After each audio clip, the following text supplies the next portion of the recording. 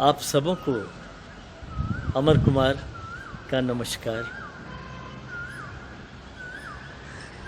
कई प्रश्न पूछे जाते हैं।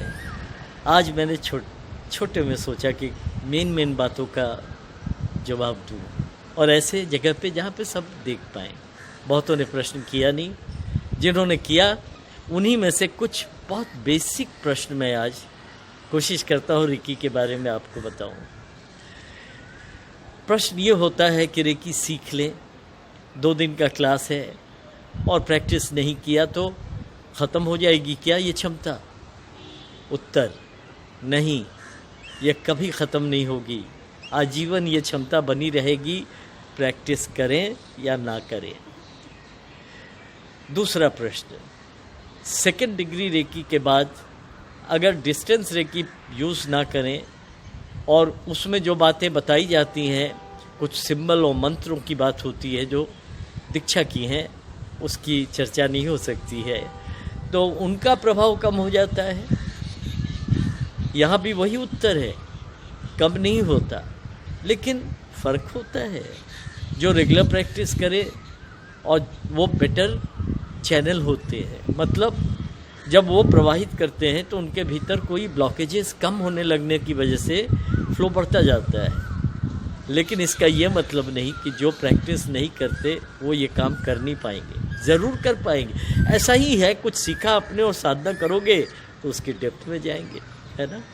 लेकिन एक बात याद रखिएगा, क्षमता बहुत बड़ी है।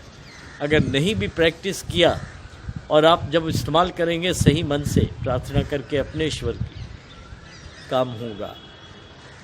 तीसरी बात, रेकी करने में किसी भी उम्र के लोग, कैसे भी लोग सीख सकते, बिल्कुल, इसमें कोई कंडीशन है ही नहीं। एक बच्चा सीख सकता है, एक अनएजुकेटेड अशिक्षित व्यक्ति सीख सकता है, बुजुर्ग, इवन मेरे पास तो 85 साल के ऊपर के लोग भी आए, 80 के ऊपर तो ऐसे भी आते रहते हैं, है ना। कोई भी सीख सकता है। फिर एक और प्रश्न है, रेकी से कुछ बहुत इम्पोर्टेंट प्रश्न है, इसको समझेंगे। रेकी से कुछ हार्मफुल साइड इफ़ेक्ट होता है, इससे कोई नुकसान हो सकता है। अब इसको लेके बहुत विवाद है। पहली बात, इससे कोई नुकसान हो ही नहीं सकता। प्योर लाइफ एनर्जी है, कम हो जाए तो तकलीफ है। रोग प्रतिरोधक शक्ति इस वक्त जैसे कि कोरोना में ज़रूरत है, कम हो जाए तो हम बीमारियों को बुलाते हैं, इनवाइट करते हैं, क्योंकि रेजिस्ट नहीं कर पाते। लेकिन अगर वो शक्ति आप में दी जाए और उससे आपकी रोग प्रतिरोधक शक्ति बढ़े तो नुकसान तो कुछ हो ही नहीं सकता है। आप एक सिटी में रहते हैं, जैसे मैं रहता हूँ कोलकाता में, कोई मुंबई में, कोई दिल्ली में, पोल्यूटेड एटमॉस्फेयर है सिटीज़ की। ऑक्सीजन हमारे लिए बहुत ज़रूरी है, प्योर एयर। हम गांव में जाएं, अब हमारे लंग्स यूज टू नहीं है। अगर हम सिटी में रहते हैं तो एक सर्टेन टाइप की ब्रीदिंग जो हम करते हैं ना, सर्टेन टाइप ऑफ ऑक्सीजन ले रहे हैं जो कि मिक्स्ड है, पोल्यूटेड है। अगर हम गांव में जाएं तो नुकसान होगा क्या? वहाँ तो बड़ा प्योर होगा, नहीं, प्योर चीज़ से नुकसान कैसा? तो रेकी करेंगे तो इससे नुकसान की कोई गुंजाइश है ही नहीं। एक बात और लोग कहते हैं कि कहीं कहा गया कि नहीं, अगर एनर्जी हीलिंग करोगे या रेकी करोगे तो ये इंटरफेरेंस है। किसी को अगर कोई तकलीफ़ है तो उसकी वजह उसकी कार्मिक डेट्स है, मतलब कर्मों का फल उसको मिल रहा है, उसमें आप उसको छेड़ो मत। ये बात भी ठीक नहीं। ऐसा तो आप जानते ही है, गीता में क्या कहा कृष्ण ने, आप अपना कर्म करो। आप डॉक्टर हो तो आप अटेंड करोगे ना, ये तो नहीं कहोगे कि उसको तकलीफ़ है तो उसके कर्मों की वजह से है तो मैं नहीं उसको अटेंड करूँगा। ऐसा ही किसी विद्या में आप उसको अटेंड करते हो, है ना। तकलीफ़ है किसी को, इतने शारीरिक प्रॉब्लम को लोग जाके योग सीखते हैं तो उसमें क्या वो छेड़छाड़ है? नहीं। हर जगह आप एनर्जी संचित करते हो। यहाँ पर आसान है कि आप बुलाते हो, एनर्जी आ जाती है, बस इतना ही फ़र्क है।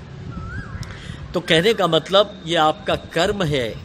किसी को तकलीफ़ है तो उसकी मदद करो, एंड मदद करने में कोई नुकसान होने की गुंजाइश हो ही नहीं सकती।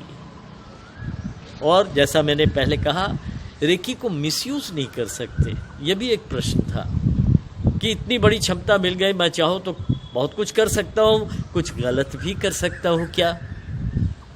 मंदिर में जाओ, पूजा करो, रोज़ पूजा करो, रोज़ कहो कि भाई ये प्रसाद चढ़ाऊंगा, इनका ये नुकसान हो जाए।